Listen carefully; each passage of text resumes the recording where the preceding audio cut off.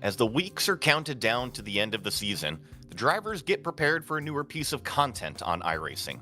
Today, the Lotuses get another Italian circuit, albeit more known for its racing on two wheels. Misano provides a fast challenge where drivers must get up to speed down the long straights, but also dial in the downforce for those short, fast corners. Strap in tight and get ready to watch round 11 of the Lotus 79 Sunday Grand Prix Series, and you'll see it all live here on the Global SimRacing Channel. Hi everybody, I'm Joey Atterbury, and joining me in the booth today is Justin Prince. Behind the scenes is our director Daniel Costello, and he's using cameras provided by Dougie Beard. Misano is one of the newer tracks on iRacing. Let's head over to our track guide to learn a bit about it.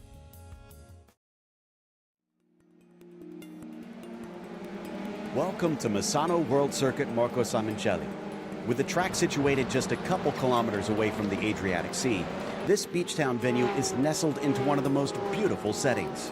Here on iRacing, it comes with 5 layouts that range between only 6 turns over a single kilometer to the Grand Prix circuit, which covers over 4 kilometers and 16 turns. A plethora of open-wheel, GT, and touring car series visit to compete, but its real claim to fame has mainly been motorcycles. Regardless, it's well suited to 4 wheels and truly keeps drivers on their toes. The sweeping Quercia invites drivers to try a pass, but it allows more speed through the corner than you'd anticipate. And Tramonto brings its own struggles. A kinked entry makes it difficult to nail, and yet the exit is perhaps more important. It leads you onto the incredibly long back portion of the track. I'd call it a straight, but you fly from Curvone and keep your foot down all the way through 12 until finally turn 13 scares you into slowing down. And you'll definitely want to, because the hairpin of Caro comes up fast. Having been around since the early 70s, the track has been reconfigured multiple times. In fact, it's even changed direction and gone from counterclockwise to its current clockwise configuration. Whether you're a beachgoer who needs their fix of speed or a race fan that wants a seaside vacation with their race day, Misano is a track that won't disappoint.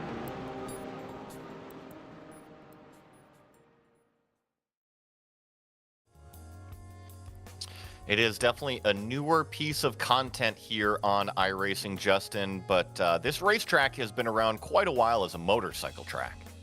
Yes, you can see it, especially when it comes to the graphics and the backdrop of our track map here today. It's very much so a MotoGP circuit when it comes to being wide open, lots of runoff spaces around the racetrack. But that also means with the cars on track today in the Lotus 79s, a lot more potential of free-flowing, a lot more on-throttle time in theory, especially on the 16 turns here at this facility. This track's been around since essentially the 1970s after all, but it's seen a lot of modern amenity updates, especially in recent years. It's going to be an interesting time for the drivers of the Lotus 79s, though, to see how they handle the racetrack, especially with the racetrack that offers a lot of opportunity for maybe some slipstream in the back half. It's going to be really interesting. I always love coming to new racetracks just to see how everybody approaches them, who's done their practice out there, and exactly how everything will unfold. But we also have our points championship. We've got a F1 and F2 driver standings. We'll start off with the F1.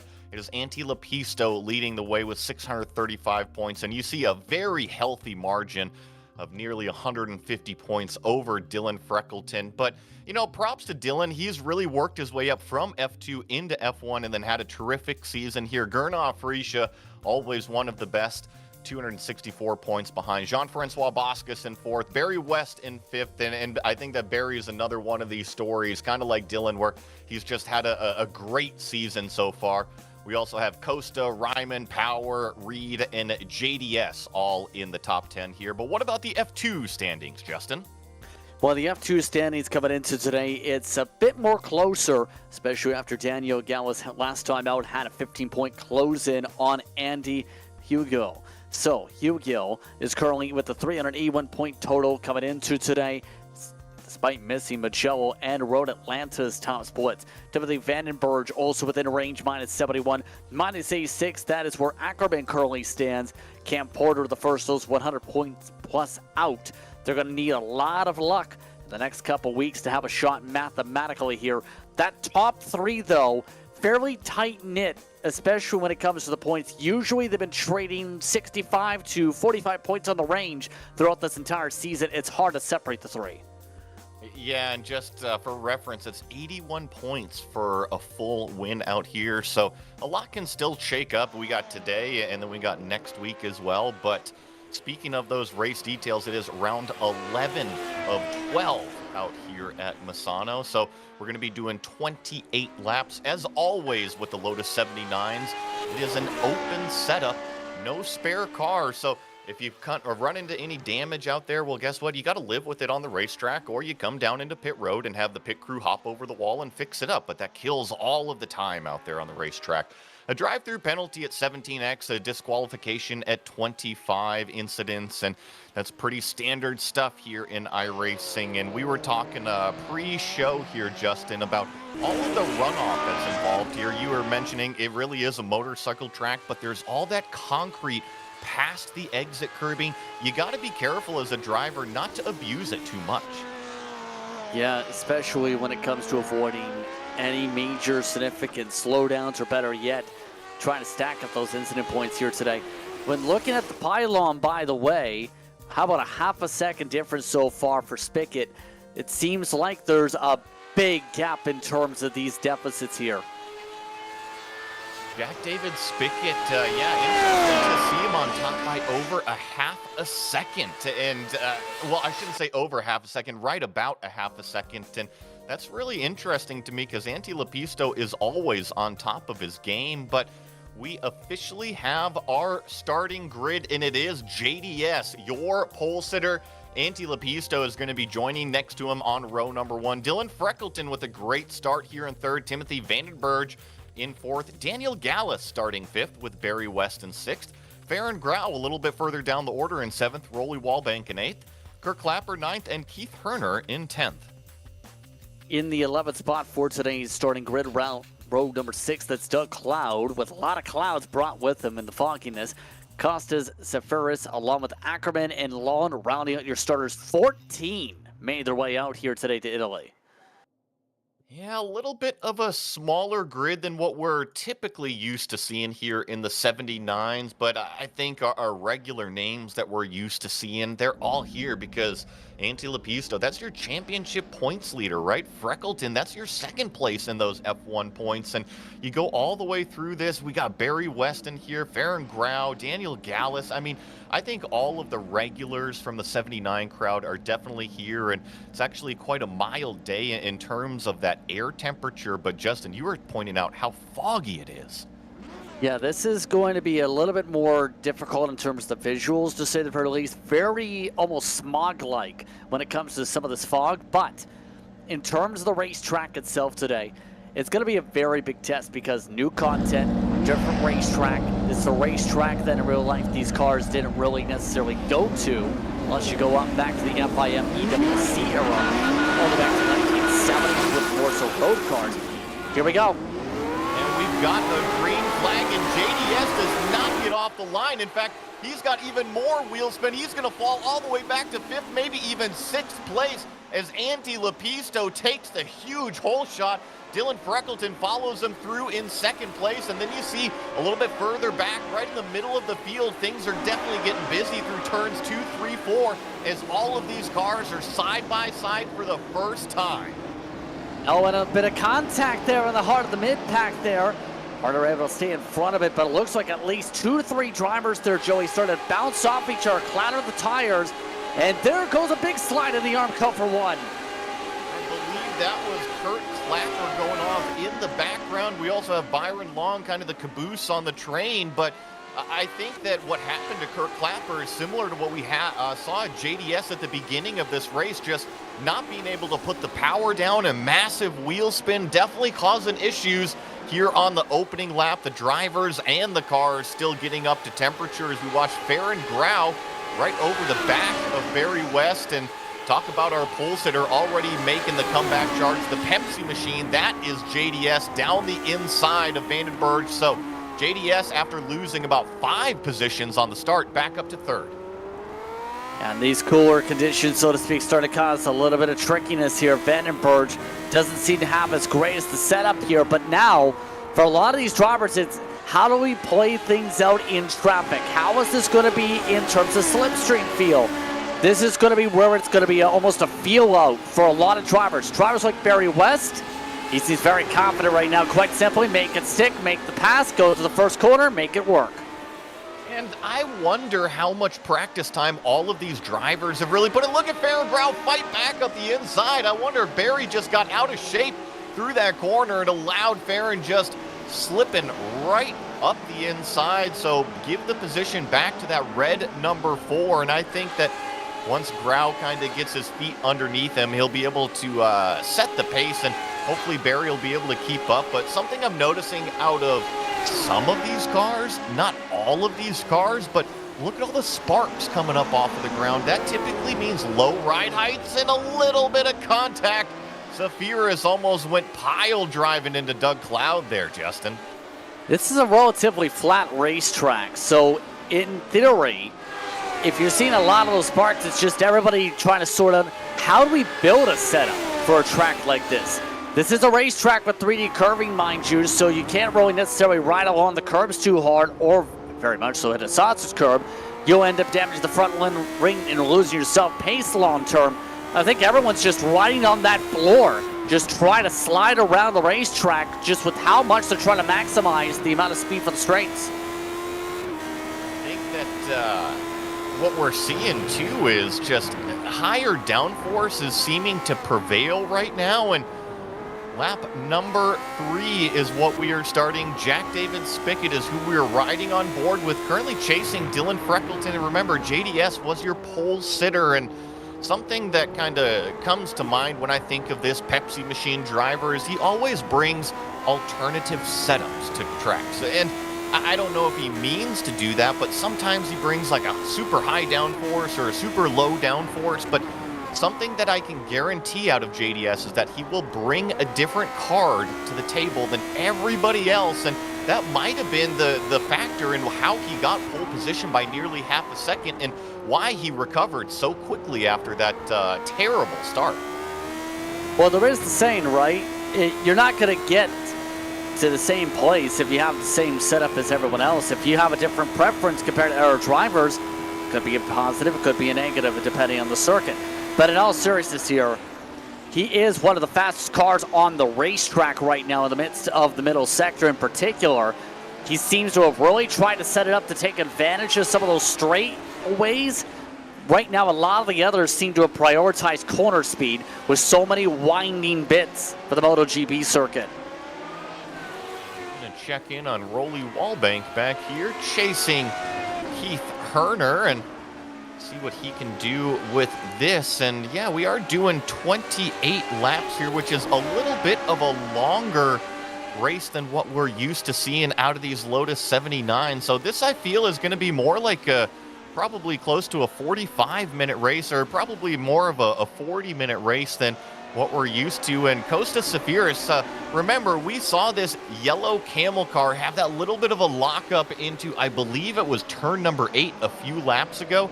He's got it gathered back up. He's caught back up to Doug Cloud, but he also has company in the form of Bjorn Ackerman. That's the third car in line, and Bjorn's always one of these runners that starts a little bit further back, but the consistency carries him forward, and he's going to be looking down to the inside of turn number 8 where Costas had his problem a few laps ago.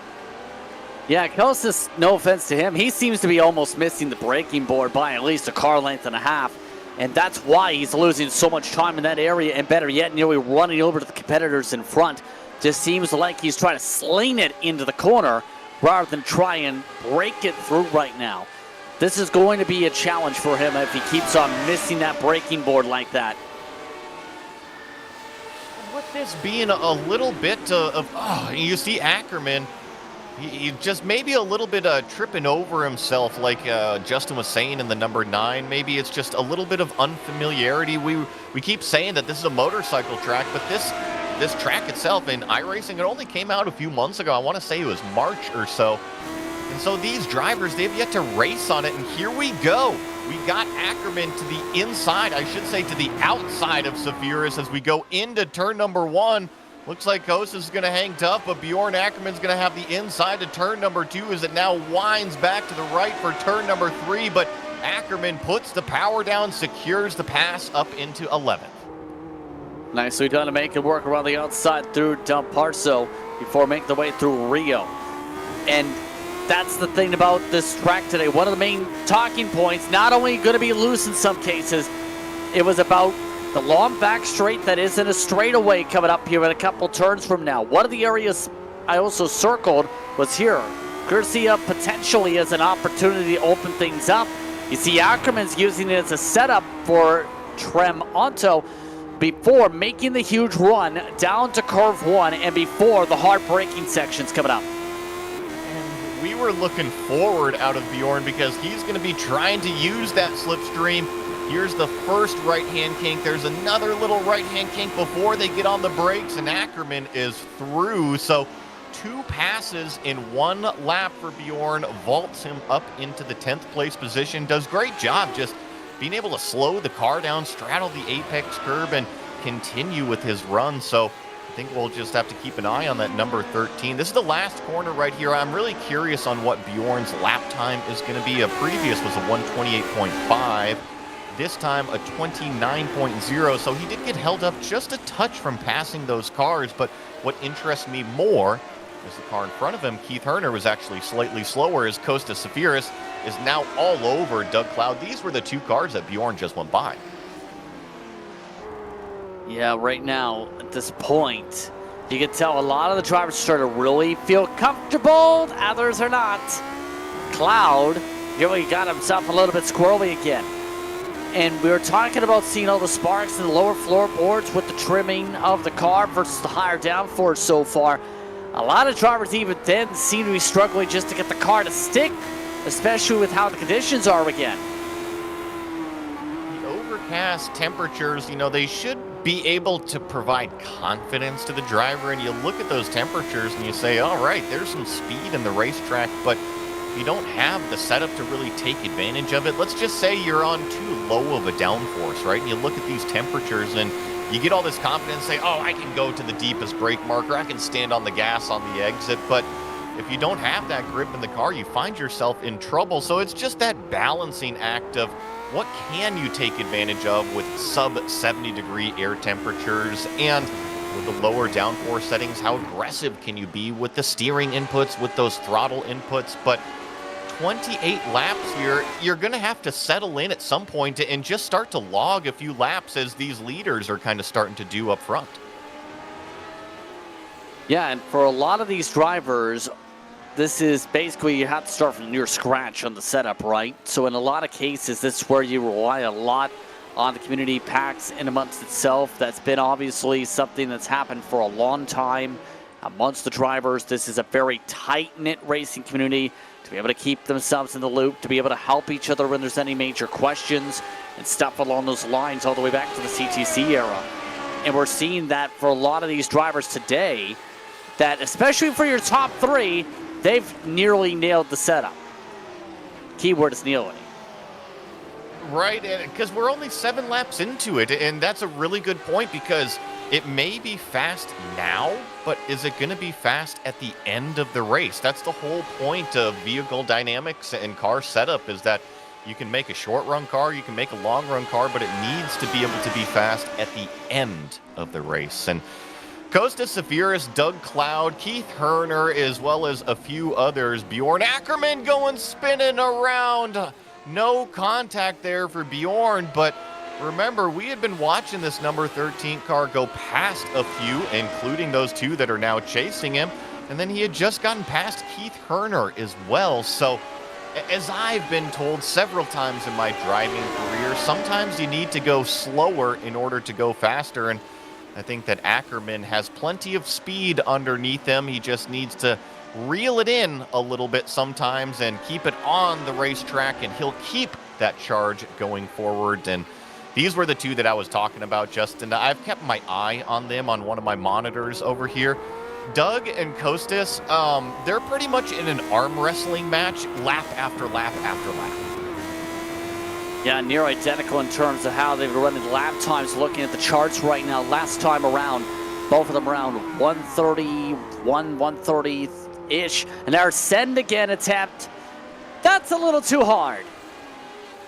This is what I'm talking about. I think that they're having a blast out here. They're racing, but they're just kind of missing their marks a little bit. Kostas goes dive bombing down in, I should say, and Doug watches the mirrors, lets him go, and then does the over-under, and then it's just kind of rinse and repeat, let a few corners go by, and the same thing kind of happens. And this is our original pole sitter on our screen. That's Jack David Spickett. Remember, he had that terrible start with all that wheel spin, not just in first gear, but in second and I believe even third gear as he was trying to get up through him and get the car rolling. And he's been stuck behind Dylan Freckleton ever since. And what that kind of tells me is this racetrack, the straightaways are long enough to maybe close the gap in the slipstream, but that dirty air, maybe more of a medium downforce to a higher downforce setup, which doesn't tend itself to following closely through the corners, does it? Yeah, and really, I was curious about the philosophies. We talked about that with setups and tracked down the discords. You know the wild thing about JDS for Jack David Spickett? He did 10 laps before this race today. 10. You have others that are running setups from Magello like Lepisto and doing a very strong job in it. Others, when you throw like Ackerman to explain the drifting, he spent 50% of the final practice drifting around on this racetrack. So a lot of cars are having a hard time getting that. And keep in mind, that's with track limits being such a difficult talking point for the entire field here for today, because a lot of drivers, quite simply, in the community said, we're still searching for the track limits.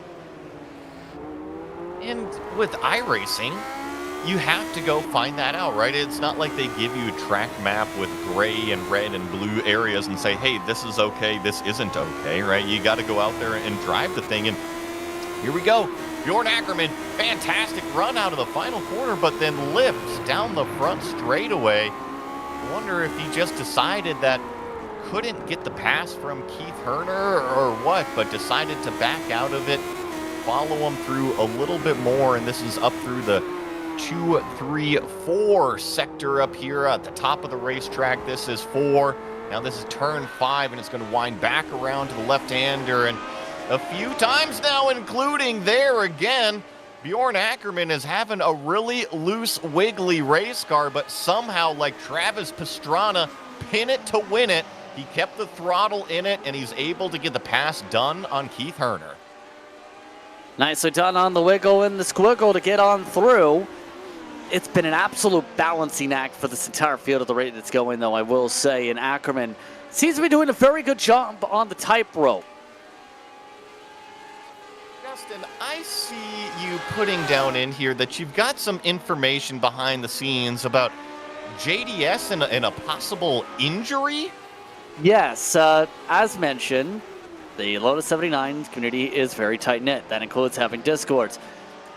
Jack put himself questionable for the race because he cut his thumb open on a can lid for dog food. That was apparently sometime yesterday afternoon. The drivers responded, obviously, with just duct tape it. And obviously he elected to still run, and that would explain the 10 laps. Oh, man, you gotta love it. And hey, I'm gonna get a little off topic here because right now there is 4 fur doggies in my house right now. 3 golden retrievers plus a Havanese, and that Havanese does require the can of food being open. So JDS, I know what you're going through. I have not sliced my thumb open on a can of food yet, but be careful because the Pepsi machine, it's got to be out there, and I figured it wouldn't be dog food. I figured it'd be aluminum Pepsi can that he cut his hand open, but I guess not. Yeah, that's even harder than a can of dog food in theory, to do it on a can of pop, wouldn't it? Yeah, I just figured, the theme with the Pepsi machine, it would go hand in hand, but, I'm happy to see JDS out here and racing. It sounds like he either got some duct tape, and if it wasn't duct tape, the other good one is super glue, right? If you don't need stitches, just go ahead, super glue that thing back up, and you're ready to go, and put a glove on it, and you're A-okay, so no big deal. And as we watch JDS still hunting down Dylan Freckleton, and I want to make the point here that we're about halfway through, coming up on halfway, and the setups, they're kind of coming into their own right now. JDS has grabbed a fast lap a few times. Dylan Freckleton has grabbed a fast lap a few times. And then ultimately, Antti Lepisto a few laps ago did the same thing. So all three of the front drivers have done a sub 126 lap so far. They've all done 125.7 or better, I should say. It's just going to be down to the management, kind of the chess game now that we're in the meat and potatoes middle section. Yeah, just a matter of, will anybody make a slip up or a mistake? Will drivers like Lepisto make a slip up at any point and open up the battle for the race lead? There's a lot of question marks, and I think most people have just found this track to be pretty calming almost at this point in terms of rhythm. It's now down to, can you pressurize a mistake by your existence of being behind them? And obviously, pressurizing mistakes is a huge difference maker. There's also been, for a lot of drivers, that conversation point too, in theory, of, is there going to be too lenient of track limits? Is it too strict? Some have tried to find those limitations. We noticed it a lot with a lot of drivers with left side tires in some of these areas going right below the rumble strips to try and gain an extra quarter tenth. Speaking of those rumble strips, I think it was Barry West that got a little bit wide, and Rolly Wallbank was taking a look up the inside, and these are two of our regular competitors here in the 79s. We got the big cat, Barry West, up there in that blue, yellow, and red car, and then Rolly Wallbank currently chasing him. And I think I heard that Farron Grau was entering pit lane in my ear here, and I'm very interested to see if that was because of damage or maybe he didn't have enough fuel in the car, but that's typically not something you see as a pit stop here in the Lotus 79 series. Yeah, usually if you're pitting, it's because you probably hit something or it's because of track limits, and you found a way to do so at a track that appears to be on the lenient side. It seems to be scheduled for him to be back out a minute 16 back. I'm not quite sure on why he would elect to duck down optimally there, but Lepisto setting fast laps. Barry West is right now looking for a bounce back after a pass on the 11.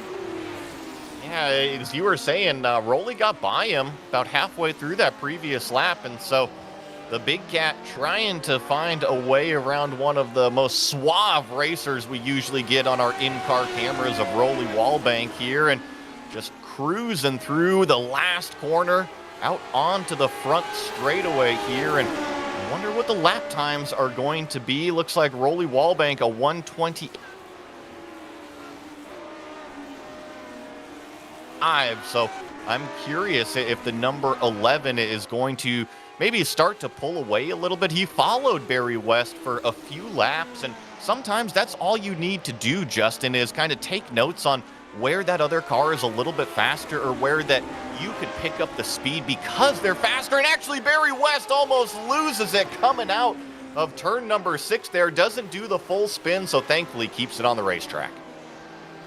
Yeah, still able to keep it going as he's going to lose that second plus. Not bad. Not bad in terms of what could have been, to say the very least. Lepisto, though, has been absolutely dominant up front, just pacing the field at the rate it's going. I wonder if Antti is actually kind of cruising right now. The last 2 to 3 laps, Freckleton and JDS, they've closed it in a little bit. Now, by a little bit, they were about 1.9 seconds, and now they're at about 1.6 seconds. So we're not talking about a huge margin, right? But I just wonder if he's saving his tires right now. He knows how long he's got to make it last. And I just wonder if he's just kind of hanging out right now and managing the gap to that second place. I think right now it's absolute management. Because, well, first of all, Freckleton just made a mistake and just about cost himself a spot, and has. Second thing second, in terms of that, it's going perfectly to plan. They're battling more so for second. Freckleton's car is falling apart all of a sudden. I'm guessing he might need to adjust the rear bar. And at this point, he's got a cushion where unless he slips up, they're going to have a hard time even drafting up there.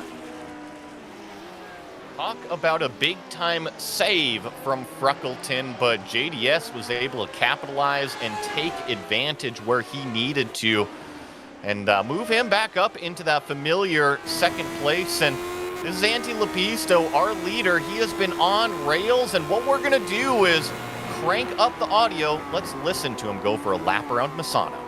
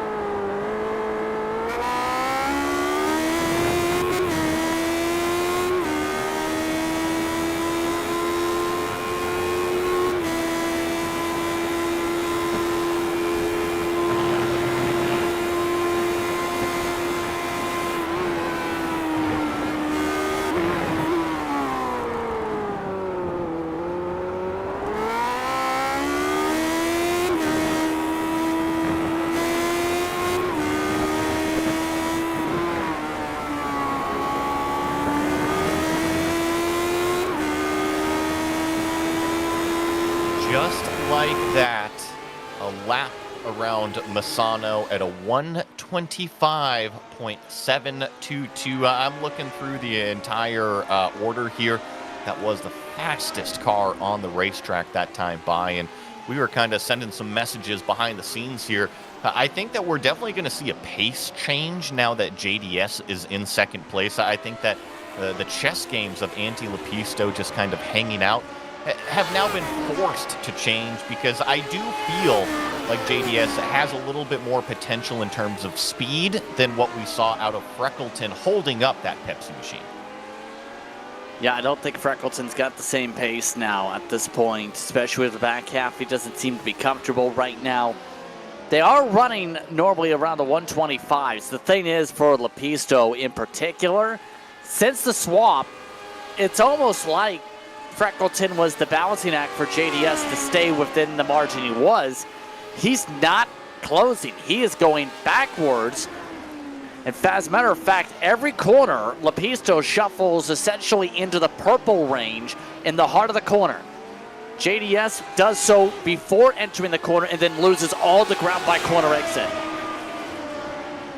So before JDS was in second place, Lepisto's fastest lap time was a 25.9. That last time by a 25.5.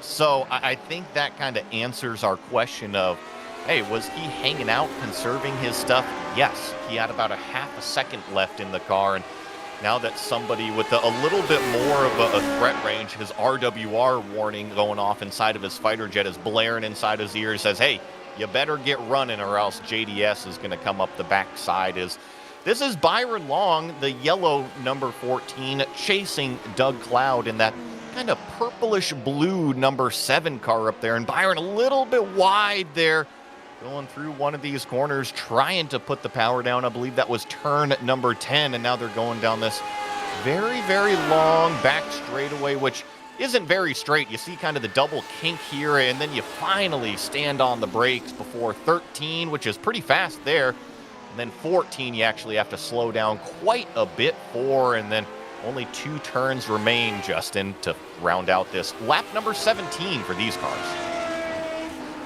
Yeah, this ATS Wheels machine has not been having the best of times. Remember, dead last to start, only gaining the 2 spots. Now last on the lead lap.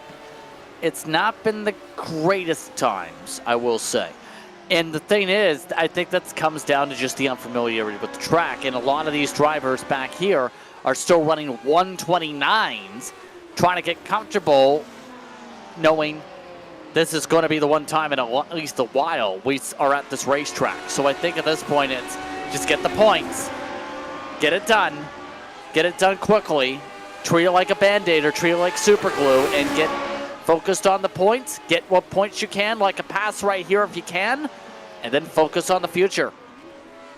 You're spot on. You got to get out with the points that you can, and check this out. So this has been going on for a couple laps here. This is Barry West versus Bjorn Ackerman, and Barry goes hardcore around the outside. He's going to pick up a little bit of an incident point there. And then, another really wide corner, so he's going to be way off the track, but I don't see any slowdowns. I don't see any black flags. That should just be a 1X, so Bjorn Ackerman, he's going to have to pass a really, really wide kitty cat of a car up there in that number 5. Barry West and Ackerman here. I think that these two stories, I mentioned them in the point standings before the race. Both of them have done such a terrific job this year, or I should say this season, in really vaulting themselves up through the F1 points standings. So I think that they're both kind of riding on a high to close out this season, and they're still side by side with Ackerman now doing an over-under on Barry West. It's going to be a drag race coming out of the corner. Looks like Ackerman is going to secure it, but Barry's going to lunge it deep on the brakes. Almost contact between the two. Ackerman leaves plenty of space, but the battle rages on. That Samson Shadow Racing Team machine getting very aggressive in terms of the defense. Almost too aggressive with how he's trying to race this track right now. Not a surprise with it being the closest battle for him. Just try and battle the track. But at this point, the harder he defends, the more likely he's going to get into an incident. Ackerman, remember, he's been amongst those on the move despite being a drifter car for much of this race. I'm glad that you mentioned that, because Bjorn always is a little bit further back when it comes to qualifying, but then the race, he's got tons of speed to go forward.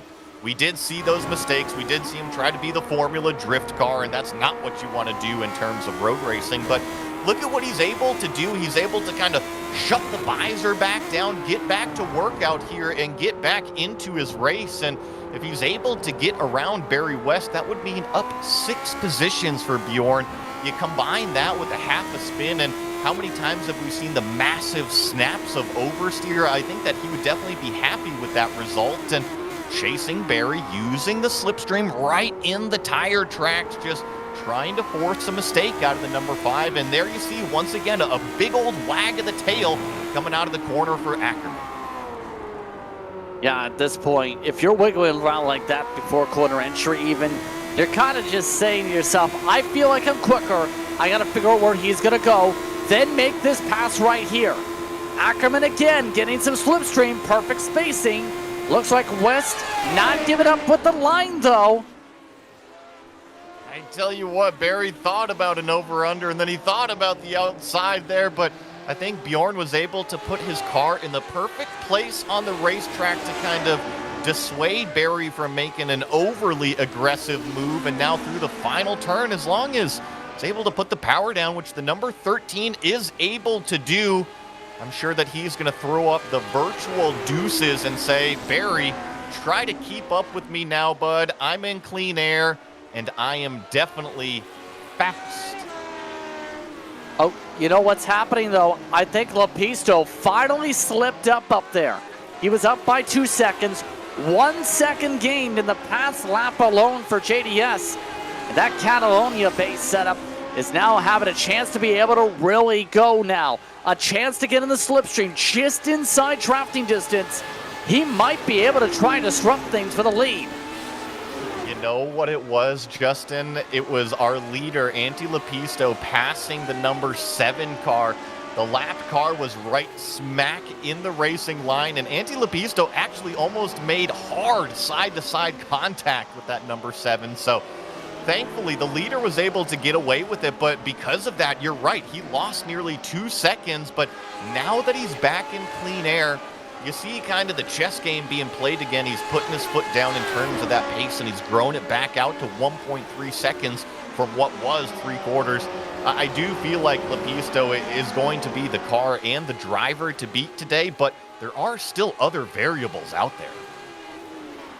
Yeah, and you know the wild thing over the years is Lepisto, in its entire time, 121 times entered in top split competition on Sunday afternoons. He's only won 8 times, technically, per the stat sheet. That sounds a little bit wild before last year, especially. It's been this past year he's finally been able to rack up a lot of these wins. He's had rare slip-ups this entire season. I think Lapiso at this point is going to be focused on a huge amount of pace to be able to run away here already this past time by as they come across the start and finish line. Stayed within about a 10th only gain by JDS. Now, I do have to catch myself. Antti Lapisto, who usually doesn't make mistakes, did in fact make a mistake this previous lap here and allowed JDS to close it back in. But I just think it's the cat and mouse game that even if Lapisto makes a mistake, if he's able to put a clean sector together, he can pull out a quarter of a second, and all of a sudden that slipstream is broken again. So it's, in the case of maybe Jack back there in the second spot, it's a little disheartening, right? You feel like you're able to close it in, and then feel like you finally are able to use the slipstream, only for Lapisto to just kind of scurry away in the matter of a few corners. And it's got to be rather frustrating inside the head of Jack David Spickett, because what else can you do? You're driving your hardest. You brought a car that got you pole position by nearly half a second, yet this other car is so wicked fast in the race. Yeah, that's been the challenging thing all season. Antti's been putting the ante much higher this season. And right now, you're kind of seeing the dividends of that. He's always been a top 5 contender for much of the time in the past few years with this car. It's just been getting the championship done. And I think for Antti right now, he's kind of just emphasizing with the fastest lap by 3/10 more than the rest of the field just now compared to the last time by. He's putting the foot down and saying, I want to get this done now. Well, you see him run a little bit wide there in the 4 and 5 complex. Actually, Jack David Spickett went from 1.1 seconds down to 0.9 there. So I also wonder, maybe Antti Lapisto might not have the confidence around the entire racetrack. He could have the confidence around, call it 3/4 of it or 2/3 of it, and that may be all that he needs to win today's race. But Jack David Spickett clearly definitely has some speed. And let's go back to maybe a difference in the setup, right? Because if Antti is running a lower downforce setup, that means it's going to theoretically burn the tires off at the very, very end of the race if he doesn't have anything. And check out what has just happened.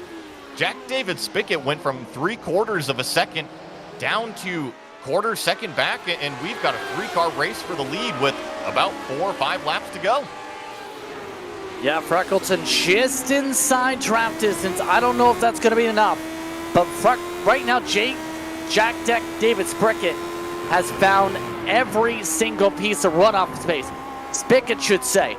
Another 10th picked up. Freckleton at 125 flat is absolutely flying to keep up with these two. But the closer he gets here, JDS does, the harder it's going to be, especially in the aero wake. Let's watch the top speed here. I'm going to keep everybody posted. So Antti Lapisto is in clean air, but Jack David Spickett has a sniff of a draft. And yeah, I'm seeing actually a lot more top-end speed out of Jack David Spickett than I am Antti Lapisto. Is almost like 4 miles an hour right there. So I wonder, maybe did Antti Lapisto pick up a little bit of damage? Did he actually make contact with that number 7, that lapped car that I had mentioned, and has thrown him off of his rhythm? And let's check the top speeds again. And once again, Jack David Spickett already has, I'm seeing 7 miles an hour down the back straightaway. So there is something wrong with that number 1 machine, and it's coming to bite him at the end of the race. Need to see the front wing possibly there for Lapisto maybe, because that's usually where the main damage would pop up, if not the side pods. For Lapisto, I'm not quite sure. It looks okay-ish. Need to see from maybe the car itself. Doesn't look like it's too bent, at least from the far view. Is it just me, or is there a tiny scuff to the side pod? I might be just seeing it. Right there, the front wings look fine. Is this down to the car itself falling off at the end of this race now, or what? He is trying to play very careful in a lot of these right-handers. I think what has happened is he's picked up underside damage, because I've looked all throughout this car and I don't see any visual damage, right? So it's got to be something with the aero balance, and that typically tells me it's the floor. And these cars are very, very sensitive to how the aerodynamics flow around and underneath the cars. If you damage the underside, you're disrupting the airflow, and all of a sudden you'll start bleeding speed. And once again, on the straightaway, I can tell you, Jack David Spickett, top speed of 163, Antti Lepisto 153 miles an hour, 10-mile-an-hour difference. Yeah, and that's the top speed, mind you, you're referring to yet again. 7/10 still that difference. That's going to be an interesting point. With 2 laps to go, what happens here? And now, it's the question, can Lepisto hold on, score the points he needs, especially knowing he's right now in a position to try and win his first ever title in this series. I double-checked the numbers. Yeah, it's kind of wild to think he's never won the title. Feel like it is a downforce issue. The more we look at this car, yeah, it's not slow through the corners. It's not like the car is unstable or has steering damage at all. It is just lacking down the straightaway, and Keith Herner sends one in pretty deep here on, I believe that's Costas Zafiris in the number 9 car. So still battles going on inside of the top 10 here in the last few laps here. Wonder if Costas has maybe learned a few of those brake markers as the laps have clicked by. Huge question, absolutely.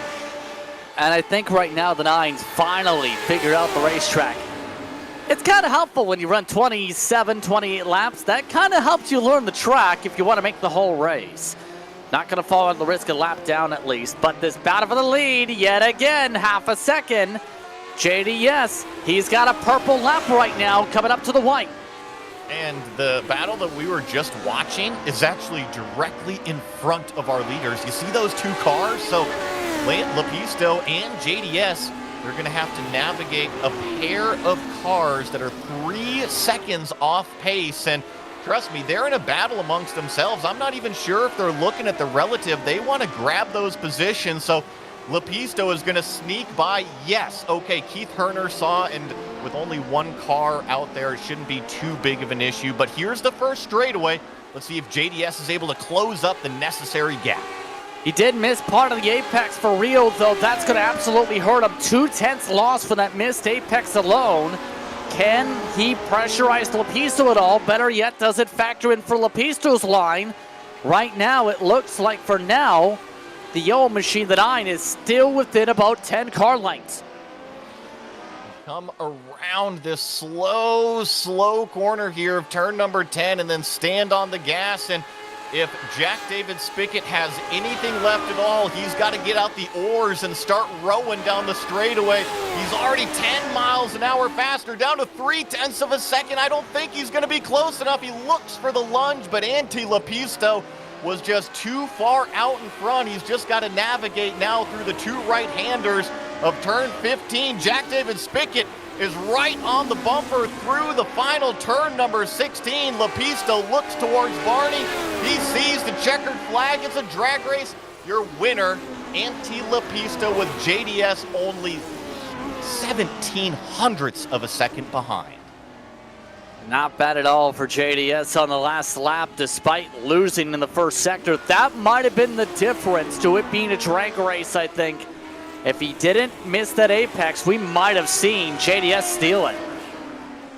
Here's the name that we haven't mentioned much at all. Daniel Gallus has had a really lonely race. He's going to come across the line in 5th place, about 20 seconds behind 4th, but a good 25 seconds ahead of Rolly Wallbank right here in 6th place. So Rolly just has to navigate around turn 14 and then through that final 15 and 16 complex here, and Rolly will finish all 29 laps on the lead lap. And then after that, Justin, we got Bjorn Ackerman, but that's actually going to be the last car that's going to be crossing the start-finish line. So what we are going to do is, Barney waves that checkered flag, is take a quick break and be right back with your official results and post-race interviews.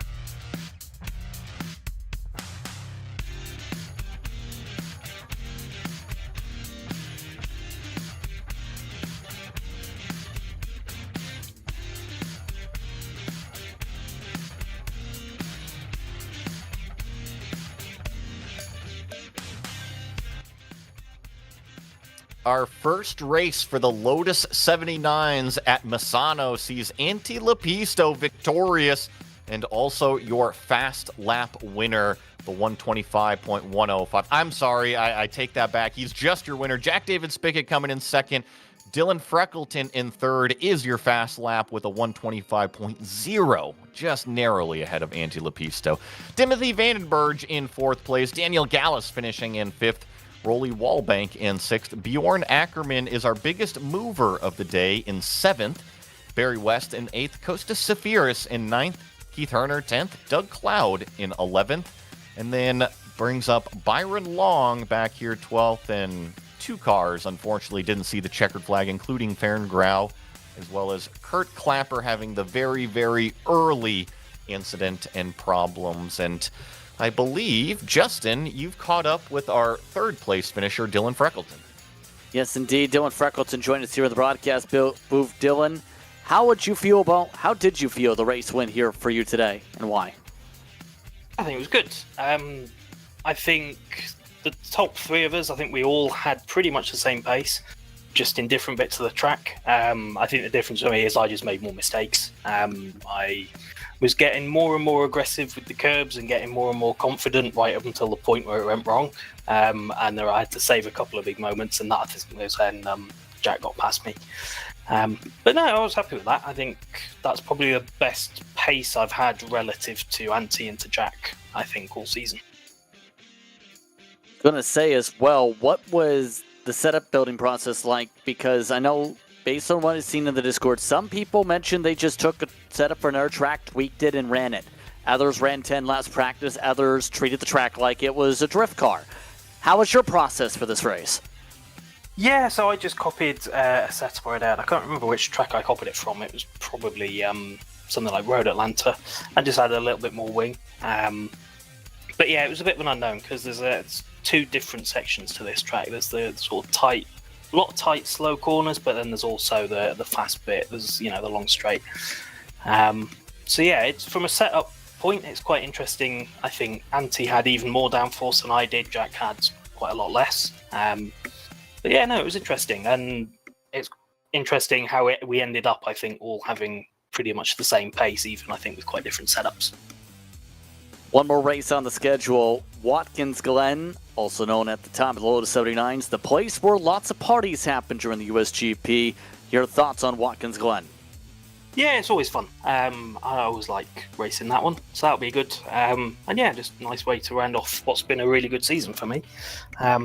Yeah, definitely really pleased with the pace I've had across a lot of different tracks. Anyone who want to give a shout out to for this one? I'll just shout out to you guys at GSRC. You do a great job every week with these broadcasts across all three of the vintage series, and also I'll shout out to all the Lotus 79 community. Obviously, a bit of a shout out just to push the broadcast funding for next season. I think we're a little bit short at the moment, but hopefully we'll get over the line with that. On that note, Dylan, thank you very much for the time. Thank you. Dylan Freckleton on the podium, Joey. Yeah, fantastic race really out of everybody here at Misano. And that's going to do it today. Thanks to the team, Justin, Daniel, and Dougie. Make sure to check out our social media website and merchandise stores. And don't forget to subscribe to our YouTube channel as well so you don't miss a moment here on GSRC. The next race for the Lotus 79s is Watkins Glen, Sunday, June 2nd at the same time, 10:30 a.m. Eastern, and be sure to check out our other broadcasts listed here. Up next on the channel is the MX5 World Sim Series. A doubleheader between Lime Rock and Sonoma starts off at 3:50 p.m. Eastern, so make sure to tune in and watch that one. Until next time, race clean, race hard, and we'll see you on the track.